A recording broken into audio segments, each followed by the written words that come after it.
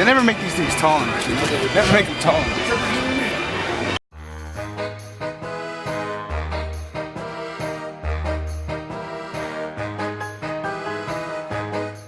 I'm the executive chef at the ranch at Little Hills in San Ramon. We're a private events facility. Specialty is weddings. I became an executive chef, I want to say 24 hours before my 21st birthday, so 20 years old. I am young, but I know what I'm doing, and I have goals and all that, and high expectations, so that's why I probably am where I am.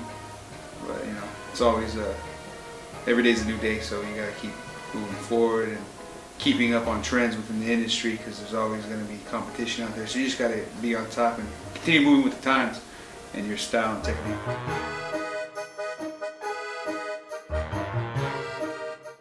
You know, you start off at home cooking good, so you kind of think you know a lot, but you really don't until you learn techniques. You know, techniques are very important because they'll help you execute the dish the way you want it. It'll teach you how to do all that. And you know, I cook, you know, regular home food stuff that you would eat, you know, simple things, you know.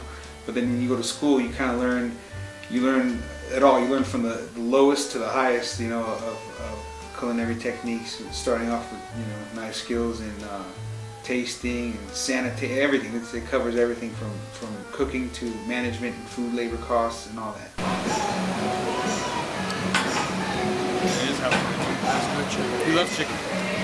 Peace. Peace. It's good when you have someone that's willing and able to teach you how to do things, like Nick. Yeah. Just be there to help you out, answer any questions, even though he disappears from time to time. Disappears? Where does he go? I have no idea. Follow me to my car? Go to my car. Go to my car.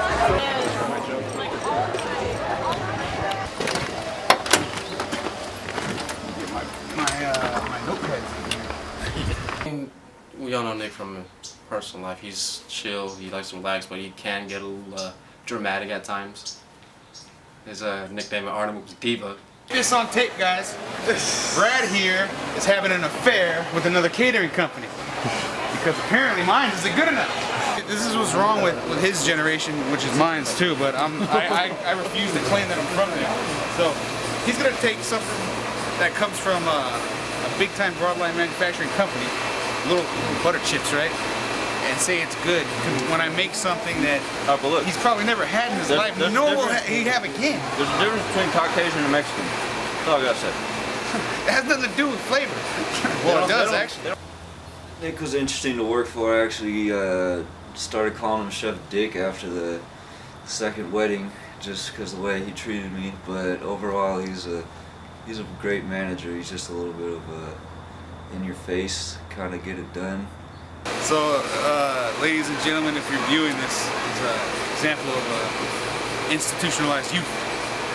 Everybody that has never met Nick, first time they meet him, he's very friendly, very outgoing, very interpersonal, so he's very easy to get along with. Everyone ends up liking him in the first day or two.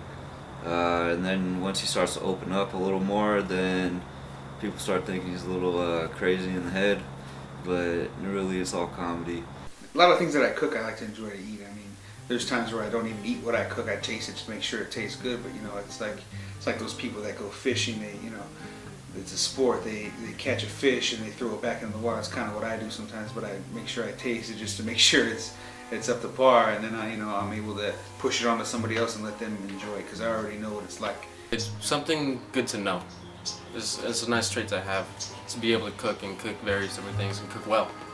And I mean, every time I need a recipe, I just text Nick and be like, hey, how do you do this? And tell me I'll be able to do it. And it's nice to learn how to cook. See, I look at it in two different ways now, dealing with Nick especially. In his heart, he likes to cook food that's fatty and buttery and salty, and that's what I like to eat a lot. So I tend to look for that, and when I do make foods, I've kind of learned his little tricks, making everything a little better to my taste.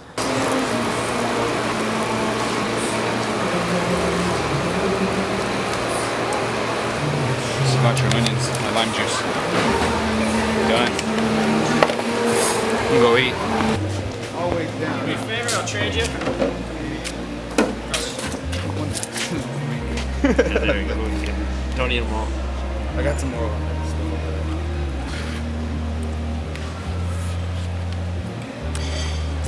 Absolutely. Isn't Amazing. that beautiful in the mouth? He just enjoyed working. He enjoyed helping people out.